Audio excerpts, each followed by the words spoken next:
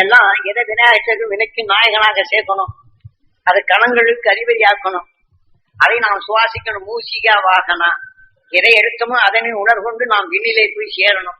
உனக்கு அதுதான் எல்லை. எந்த நிலைகள் எதை வினையாக சேர்க்கின்றாயோ அதுவாக நீ எல்லையாகின்றாய். அந்த முறையில போகும் பக்தி என்பது. இப்படி போகும். நீங்க கேட்ட இது சாமிகிட்ட கேட்கறீங்க, அங்க போன தாம்பாளத்தை எடுத்துக்கொண்டு அவங்க இது பண்ணாங்க, அதை போய் நீங்க காசை கொடுத்துரும் அங்க மலை. இதே போல நீங்க எண்ணி பழம் எல்லோரும் நல்லா இருக்கும் எண்ணும். இது பக்தி. ஆக இதேதான் தியானம். நீங்க நல்லா இருக்கணும் இந்த எண்ணத்தை செலுத்தி இது தியானிக்கிறீங்க.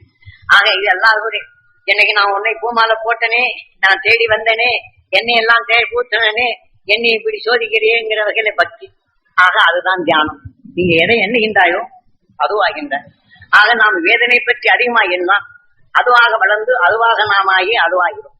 ஆகினாலே நாம நீங்க நல்லா இருக்கணும் அப்படின்னு எண்ணணும்.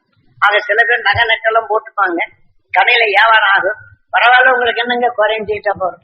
4 பேர் சொன்னா பாருங்க உலகமே கண்ணுப்படும். இது பக்தியில.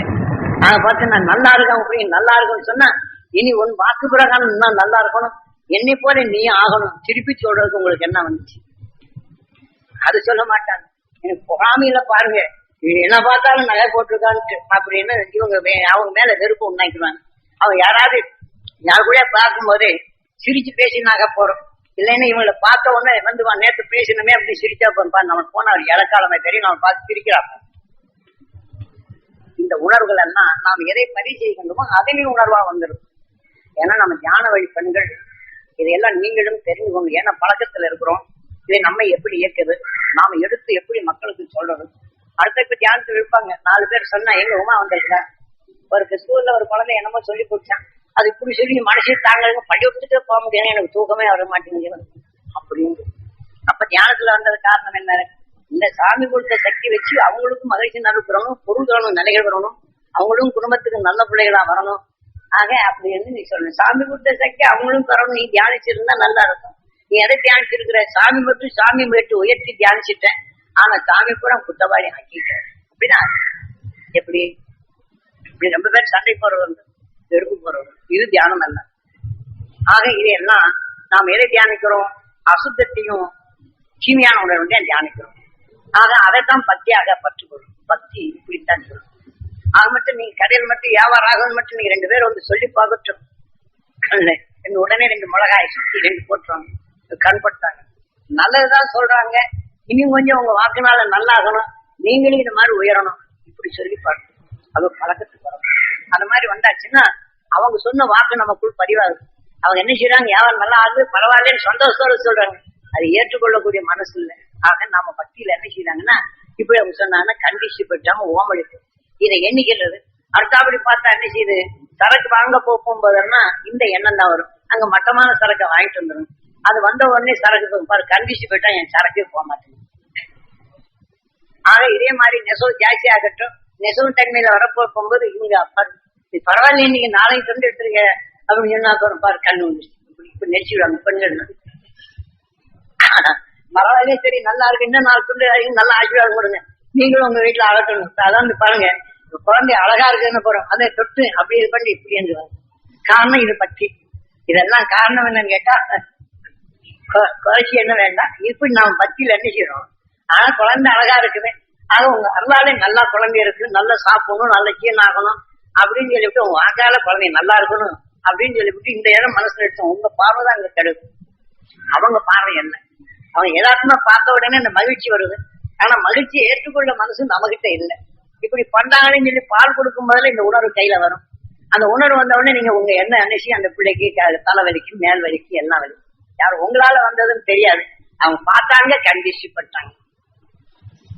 ஆக இதை எடுத்து பாருங்க, வேற ஒண்ணும் இல்லை. இந்த மிளகாய் எடுப்பாங்க, இதை எடுத்து கொண்டு போய் என்ன செய்வாங்க? கொண்டு போய் அடுப்புல 2 உப்பு மிளகாயும் போட்டு அடுப்புல போட்டாங்க. பார்த்த உடனே அதை நெடியவரா பாருங்க, எப்படி பாருங்க என்ன செய்திருக்காங்க பாருங்க. இதுல அதுல என்னன்னா நாம எடுத்துக்கொண்ட வெறியான உணர்வுகள், வெறுப்பான உணர்வு நம்ம கையில போட்டோம்னா அதை போய் காரத்தையே அமுக்கும். நம்ம எண்ணம் அப்படி இருக்கு, அதனால அடுப்புல போட்டாருன்னு அது தெரியல சொல்றீங்களா? ஆக நாம எடுத்துக்கொண்ட உணர்வு இது பக்தியில என்ன செய்யுது? அவங்க நல்லதை நினைச்சாலும் கூட எடுத்துக்கிறதுக்கு இல்லை, காசை கொடுத்து போட்டு அர்ச்சனை செய்து அரியை செய்தா பக்தி சாமி காப்பாற்ற. இது பக்தியா போகும். இந்த முறையை மாற்றணும். ஏனென்றால் தவறான வழியிலேயே சொல்லி தவறான நிலைகளை பின்பற்றி போகணும். ஆகவே இதை மாற்றணும். இது பக்தி. எது இப்ப நாம எந்த பக்தியில இருக்கிறோம்னா, என்னை நல்லது செஞ்சு சொன்னா இப்படி சொல்றாங்க பார்ப்பாரு, நம்ம பக்தி இப்படித்தான் போகும். ஆக இது எல்லாம் பக்தி அல்ல. நீங்க உண்மையிலேயே இந்த நகை போடும்போது இந்த மாதிரி சொல்லி எண்ணுங்க. யாராவது இந்த மாதிரி சொன்னாங்கன்னா அவங்க உங்க வாக்கு நீங்க நல்லா இருக்குங்க, பையன் நல்லா இருக்கும், உங்க வாக்குனாலதாங்க நல்லா இருக்கிறாங்க, அதை மட்டும் சொல்ல உங்க மனசுல அது பதிவாரு. ஆக இந்த கெட்டது அங்க நடக்காது. ஆக எந்த உணர்வின் அலையோ இங்க படருது. அடுத்தாப்படி குழந்தைய நீங்க தொட்டு போற கொஞ்ச நேரத்துல சில்லு சில்லுனா ஆக உங்க எண்ணம் உங்க உணர்வு இங்க பாய்ச்சி அந்த குழந்தைகிட்ட பாயுது. அது தெரியுது. இது நம்மாலாம் வருது இல்லை, யாராலும் வருதுன்னு நினைக்கிறேன். ஏன்னா இதெல்லாம் எதுக்கு சொன்னார்னா, நான் அடிபட்டு உதப்பட்டுதான் நான் தெரிஞ்சுக்கிட்டேன். நீங்க உதையில்லாம சொல்லாம நீங்க உட்கார்ந்த இடத்துல தெரிஞ்சுக்கிறேன். ஆக இதை நீங்க சீராக தெரிஞ்சுக்கிட்டோம்னா உங்களுக்குள்ள அந்த நல்லது நடக்கும். இது நாம தெரிஞ்சுக்கணும்.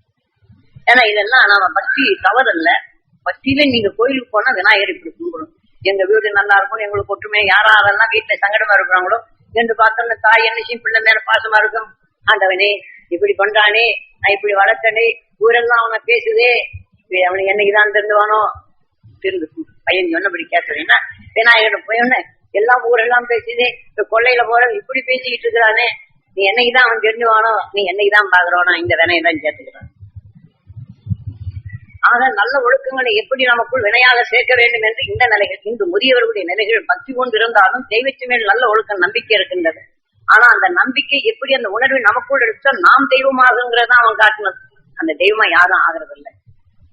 நாம் எண்ணிய எண்ணம் எதுவோ உயிர் ஓய்ந்து ஜீவனாக்கி உணர்வின் சத்தை உடலாக்கி நிறைவின் ஆற்றலை தெய்வமாக நமக்குள் இயங்க வைக்கிறது. அதை நாம் செய்யணும். இது பக்தி. இப்படித்தான் நாம் பக்தி நிலை. ஏனென்றால் இத கேட்கிறவங்க, நீங்க தியானத்தில் இருக்கிறவங்க பிறருக்கு எடுத்துக்காட்டா இருக்கணும். ஆக இங்க பாருங்க, இந்த கோயிலுக்கு போறாங்க, இங்க போறாங்க, இங்கேயும் தியானம் பண்ணாங்க, அங்கேயும் கோயிலுக்கு போறான்னு சொல்லாது. இங்க கோயிலுக்கு போகணும். இந்த உங்க கடைபிடிக்க நிலைகள் அங்க மற்றவங்களை கடைபிடிக்க வைக்கணும். கோயில் நம்மளை புனிதப்படுத்தக்கூடிய இடம் தான். ஆனால் அதுல முறைப்படுத்தி காட்டணும். நாம் சொல்லக்கூடிய நினைப்படுத்துங்க. நீங்க செய்யறது கண்டாலும் என்னன்னு பார்ப்போம். இந்த மாதிரி கும்பிட சொன்னாங்க சாமி, நாம கும்பிட்டோம்னா அந்த தெய்வமா நமக்கு மாறும். இப்படி சொல்லி இது பத்தி. ஆக நல்லது போட்டணும், எல்லோரும் போட்டு நினைவணும், எல்லாரும் நல்லதா இருக்கும். இந்த விநாயகர் வெண்ணும் போதெல்லாம் என் கடையில வாடிக்கையாளர் நலமா இருக்கணும், என் பிள்ளை நல்லா இருக்கும்னு நினைக்கணும். அதே சமயத்துல நம்ம பிள்ளைகளை சொல்லும் போது விநாயகரை போய் அந்த மனுஷனை திருப்தி பெறணும், என் குடும்பம் நல்லா இருக்கும் நீ சொல்லப்பா, அது மாதிரி வேண்டிட்டு வாரன்படி நல்லா இருக்கும். அந்த எண்ணத்தை நாம் போதிக்கணும். இந்த உணர்வுகள் வரணும். இது பத்தி. ஆகவே இதனை திரும்ப திரும்ப நீங்க என்ன இது தியானம். ஆக நாம் அந்த உயர்ந்த எண்ணங்கள் நாம் திருப்பி எண்ணும்போது 100 முறை சொல்லுங்க. விநாயகரை வணங்க போகும்போது அந்த மகிழ்ச்சியின் சக்தி நான் பெறணும், என் உடல் முழுதும் படரணும், என் ஜீவாத்மா பெறணும். இது வினையாக சேரணும். அது கணங்களுக்கு அதிபதியாகும். அதை பத்தியாக கொண்டாடணும். அதுவே தியானம். அந்த தியானமே உங்களுக்கு கைப்படும். அந்த நிலைக்கு பெறும். அதனால சாப்பாட்டுக்கு நேரம் வச்சு கேள்வி சிறுசா கேட்டாரு, பெருசா இப்ப சொல்லிக்கிட்டேன். அதனால வேகமா எந்திரிச்சு வருவாப்பு. அதனால இதையெல்லாம் நாம எதை செய்யணும் அப்படிங்கிறதுக்குத்தான் இந்த பக்தி. ஆக இந்த விநாயகரை வழங்கும் போதே நாம எதையெல்லாம் வினைக்கு நாயகனாக்கணுமோ இந்த உணர்வை சேர்த்து இது நமக்குள் வினையாக சேர்த்து அந்த நிலைகள் நாம் அதை தியானிப்பதான். ஒரு 100 முறை இந்த மகிழ்ச்சியின் சக்தி நாம் பெறவும் இது கூட்டணும். நல்ல எண்ணங்களையும் நல்ல ஒழுக்கத்தையும் சேர்க்கணும். இந்த உணர்வின் தன்மை தனக்குள் இணைக்கணும். இது இந்த விநாயகரை வணங்கும் முறை. ஆக இதே மாதிரி அதை பொட்டு எடுத்து வைக்கப்படும் போதெல்லாம் அந்த மலரை எடுங்க, அதை போல எடுங்க. உங்க பொட்டு நீங்க இதை போல நினைவு பண்ணி அது பொட்டு வைங்க. ஆக அதுவே உங்க நினைவின் ஆற்றல் உங்களுக்குள் எண்ணம் உயிரால் இயக்கப்பட்டு உணரால் உங்க உடலுக்குள் பரப்பப்பட்டு அந்த உணர்வின் நிலையாக அது இயக்கும். அதனால இதை செய்யும். அடுத்து கோயிலுக்குள் போன உடனே உங்க பக்தி எப்படி இருக்கணும்?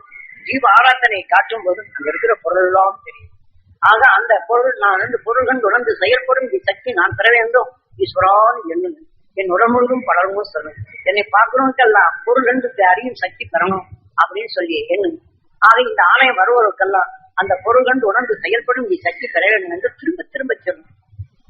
அங்க இருக்கக்கூடிய தெய்வத்தை பார்க்கும்போது இந்த தெய்வ குணத்தை நான் பெறணும், என் உடல் முழுதும் படணும், இந்த தெய்வ நிலைகள் இருவரும் பெறணும், இந்த ஆலயம் வருவரெல்லாம் பெறணும் அப்படின்னு நாம எண்ணணும். ஆக இது பற்றி. ஆக இந்த ஆலயம் வருவதற்கெல்லாம் அந்த தெய்வ குணம் பெறணும், உங்க குடும்பம் அந்த நிலை அறணும் அப்படின்னு எண்ணணும். அடுத்து அப்படியே அந்த சந்தன அபிஷேகம் செய்யும் போது அந்த சிதைக்கு அல்ல, நாம எண்ணத்தால் எண்ணி அந்த சந்தனத்தை போல நறுமணம் என் உடல் முழுது படணும், என்னை பார்க்கிறவங்களுக்கெல்லாம் அந்த நறுமணம் பெறணும், அவங்க குடும்பத்தில் எல்லாம் நல்வாழ்வு வாழணும் அப்படின்னு எண்ணணும். இந்த ஆலயம் வருவதெல்லாம் இந்த நிலை பெறும். இதுதான் பக்தி. நீங்க நல்லா இருக்கணும்னு என்றதுதான் பக்தியை தவிர எனக்கு மட்டும் நீ நிறுத்தணி கொடு, பாவி என்னை இப்படி பேசுறாங்களே நீ பாத்துக்கிட்டு இருக்கிறியே அப்படின்னு சொல்லி போட்டு இதை வணங்குறது அல்ல பக்தி. ஆகவே காசு 5 ரூபாய் வாசன் போட்டாச்சுன்னா நான் ஒன்னேதானே சதா வணங்குறேன், என்னை இப்படி எல்லாம் பாக்குறியே அப்படின்னு சொல்லிவிட்டு இது பக்தி அல்ல. இப்படித்தான் பக்தி ஆகணும். ஆக இதை போல அங்க நான் அந்த பாலை ஊற்றி அபிஷேகம் செய்யும்போது பாலை போல நான் மனம் பெறணும், என்னை பாக்குறவங்களுக்கு அந்த பாலை போல மனம் பெறணும், இந்த ஆலயம் வருவாரெல்லாம் இந்த பாலை போல நறுமணம் பெறணும் அப்படின்னு எண்ணணும்.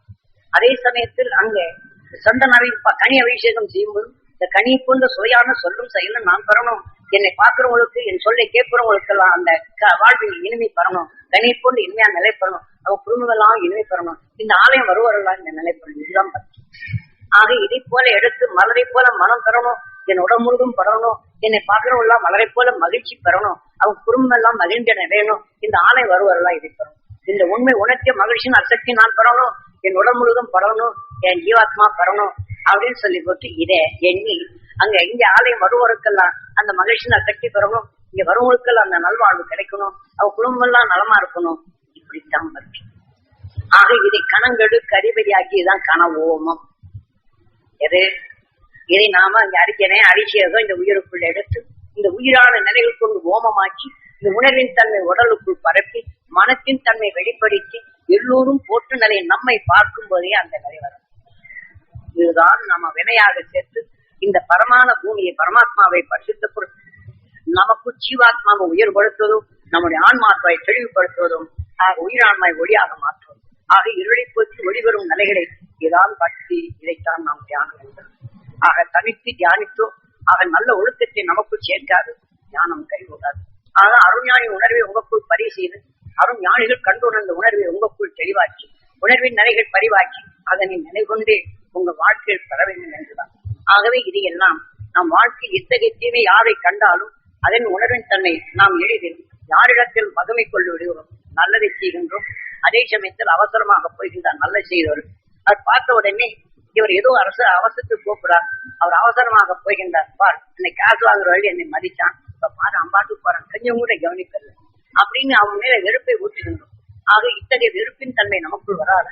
நாம் அந்த நன்மையின் தன்மை நாம பகமையற்ற நிலைகளை இந்த ஆலயம் வருவோரெல்லாம் அனைவரும் நமக்குள் பகமையை நீக்கும் சுத்தப்படுத்தும் நிலைக்குதான் நம்ம ஆன்மாவை பரிசுத்தப்படுத்தும், ஜீவான்மாவை பெருக்க செய்யும். இதுதான் கன ஓமம் என்பது. ஆக இதை அங்கு அபிஷேகம் என்ற நிலைகள் அங்கு ஆராதனை செய்துவிட்டு இங்கே கனவோம் என்ற பொருளை நெருப்பிலிட்டு வேக வைத்து இதுதான் சக்தி என்று நமக்குள் மறைமுகமாக எடுத்துக்கொண்ட நிலையில் காசு விட்டு இருந்தால் தாண்டவனை நிலைக்கு வாங்கலாம் என்று இருமாப்புடன் கூறிய அந்த அருள்நறிவான்கள் அவர்களும் இந்த மந்திரத்தில சிக்கி அடுத்தவங்கையில சிக்கி அவனுக்கு பொருள் தேட சென்று அவனும் அழிந்து இவனும் அழியும் நிலையில்தான். எவர் மந்திரத்தை ஒழித்தாலும் சரி கேட்டாலும் சரி அதன் நிலையில் சிக்காது தப்ப முடியாது உங்களுடைய பக்தி. ஆக இதுவல்ல எவரின் நிலைகள் அருஞானம் பெற வேண்டும் என்ற அந்த மகிழ்ச்சி ஏங்கி பக்தி உண்டு எண்ணுகின்றனோ அந்த உணர்வின் பக்தி கொண்டுதான் நாம் அங்கே செல்ல முடியுமே தவிர இங்கே அல்ல. ஆகவே பெண்களும் இதே போன்று ஒருவர் வாழ வேண்டும் என்று எண்ணுங்கள். இது பக்தி கொண்டு ஒருத்தர் தீமையாக பேசினான் ஏற்றுக்கொள்ளாது, அவரும் அவரோடு அந்த அறிவும் ஞானம் பெற வேண்டும் என்று எண்ணுங்கள், அதை செயல்படுத்துங்கள். இதுதான் தியானம். இது தியான வழி பெண்கள், இதை கடைபிடிங்கள். உங்கள் மூச்சும் பேச்சும் உலகளை ஆக மக்கள் மற்ற தீமையிலிருந்து காக்க உதவட்டும். உங்கள் உணர்வும் தீமையை அகற்றும் சக்தியாக வளரட்டும். இந்த உலகின் தன்மை உடலை விட்டு சென்றபின் தீமை அகற்றிடும் சக்தி நிலைகள் நமக்குள் வளர வேண்டும் என்று பிரார்த்தித்து இதை நிறைய செய்கிறேன்.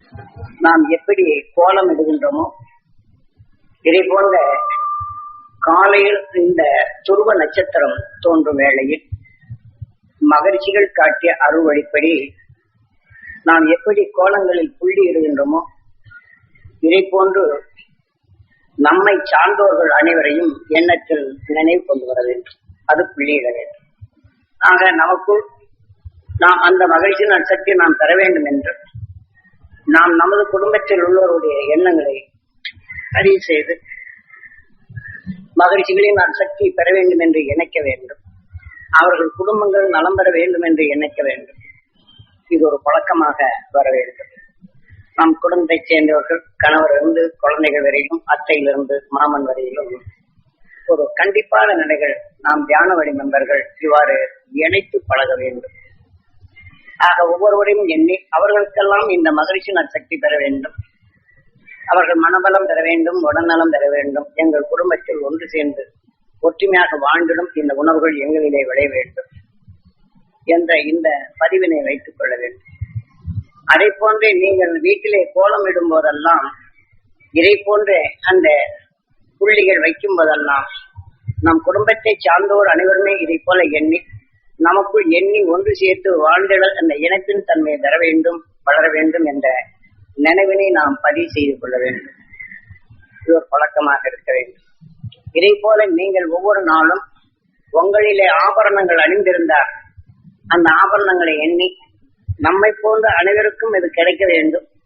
ஆக இந்த தங்கத்தை போன்ற நல்மனம் எனக்குள் வளர வேண்டும். இதை போன்ற நம்மை சார்ந்தோர் நாம் பார்ப்போம் அனைவருக்கும் இந்த நிலைகள் கிடைக்க வேண்டும்.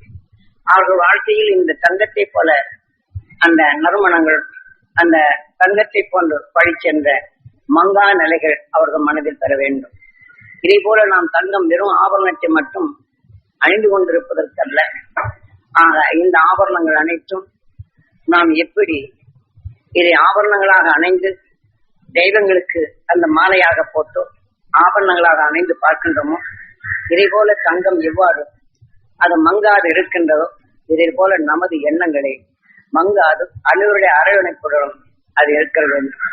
காரணம், ஒருவரை நாம் குடும்பத்துக்குள்ளே மகிழ்ச்சியாக இருப்பினும் ஆனால் அந்த மகிழ்ச்சிக்குள் சிறிது குறை ஏற்பட்டால் அதை உடனே அவர் மேல் இருக்கும் நல்லெண்ணங்கள் நமக்குள் மறைய தொடங்கி விடுகின்றது.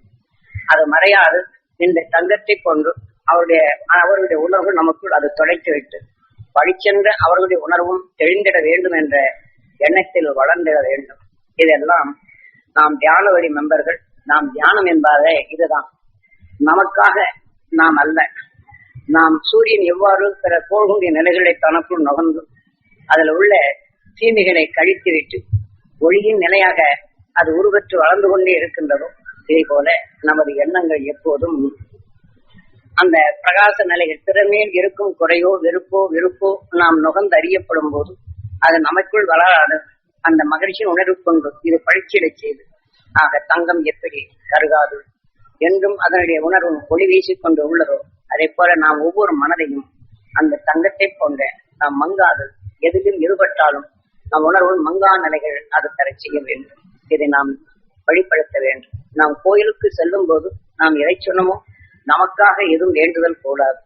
அங்கே கோயிலில் காட்டப்பட்ட உணர்வுகள் எதுவோ நாம் முதல்ல சொன்னபடி ஆலயத்துக்குள் சென்றபின் நாம் வாழ்க்கையில் யாரார் நீ பகமையோ சிறு குறையோ இருப்பினும் அந்த குறைகள் நீங்குவதற்குத்தான் இந்த ஆலயம் வருவோரெல்லாம் அந்த தெய்வ குணங்கள் பெற வேண்டும், என்ற சந்தனத்தின் நறுமணம் பெற வேண்டும், முதலில் நான் பெற வேண்டும், என்னை பார்ப்போருக்கு அந்த நறுமணம் பெற வேண்டும், இந்த தெய்வ குணம் நான் பெற வேண்டும், என்னை பார்ப்போருக்கு அந்த தெய்வ குணம் பெற வேண்டும், இந்த ஆலயம் வருவோருக்கு இந்த தெய்வ குணம் பெற வேண்டும், இந்த சந்தனத்தை போல நறுமணம் நான் பெற வேண்டும், இந்த ஆலயம் என்னை பார்ப்போருக்கெல்லாம் அந்த சந்தனத்தின் நறுமணம் பெற வேண்டும், இந்த ஆலயம் வருவோரெல்லாம் அந்த நறுமணம் பெற வேண்டும் என்ற எண்ணத்தை நாம் இதை செயல்படுத்த வேண்டும். முதலே சொன்னபடி நீங்கள் ஒவ்வொருவரும் குறித்துக் கொள்ளும். நாம் எத்தகைய திலகமைத்தாலும் அந்த திலகத்தின் தன்மை எதுவாக இருக்க வேண்டும். சிறிது வீட்டில் குறையாக இருந்தால் அதை மாற்றிவிட்டு மகிழ்ச்சிகளின் சக்தி நான் பெற வேண்டும், அந்த எனக்குள் மனபலம் பெற வேண்டும், மனவளம் பெற வேண்டும், எங்கள் குடும்பத்தில் ஒன்று சேர்ந்து வாழ்ந்திடும் நிலைகள் வேண்டும். ஏதாவது நாம் குடும்பத்தில் யாராவது நோய்வாய்ப்பட்டிருந்தாலும் அவர்கள் நோய்கள் நீங்க வேண்டும், மகிழ்ச்சியின் அறுவடை பெற வேண்டும், அவர் அறியாத எழுகள் நீங்க வேண்டும் என்று அந்த திலகம் விடுவதற்கும் என் நினைவலைகளை எண்ணுங்கள்.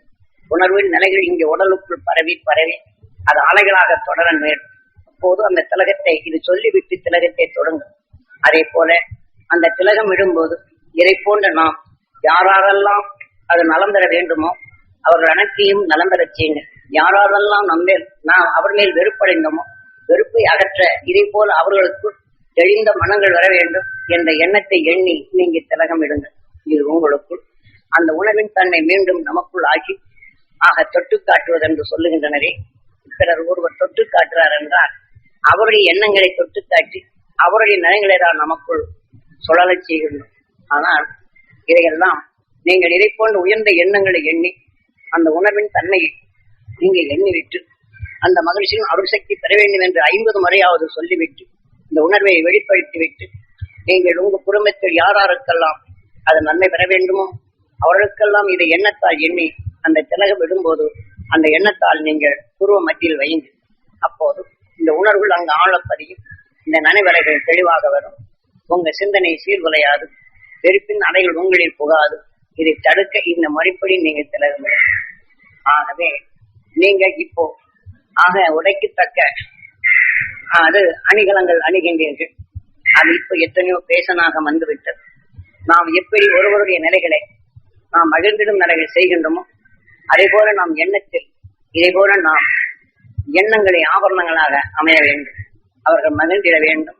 என்னை போலும் பார்க்கும்போது மகிழ்ச்சியில் பெற வேண்டும் என்று இந்த முறையை சிறிது காலம் நீங்கள் சொல்லி பாருங்கள். அது உங்களுக்கு தெளிவான நிலைகள் வரும். ஆக உலகிலேயே ஞானிகள் காட்டிய அருள்வழிப்படி இதை நாம் செயல்படுத்துதல் வேண்டும். அவ்வாறு செயல்படுத்தினால் நமது பற்று அந்த மகிழ்ச்சி நமக்குள் செல்லுகின்றது. அந்த உணர்வு ஓங்கி வளர்கின்றது. அந்த பற்றின் தன்மை நாம் எதை எண்ணுகின்றோமோ அதனின் கணக்கு எந்த அளவு கூறுகின்றதோ அதன் வழிப்படி நாம் இங்கே பெறவா நிலை என்ற நிலைகளை அடைகின்றோம். அதன் வழி நம் குடும்பத்தில் எத்தனை தீமைகளும் நம்மை அணுகாது பார்த்துக் கொள்கின்றோம். ஆக நினைவின் ஆற்றல் விண்ணை நோக்கி செல்லுகின்றது.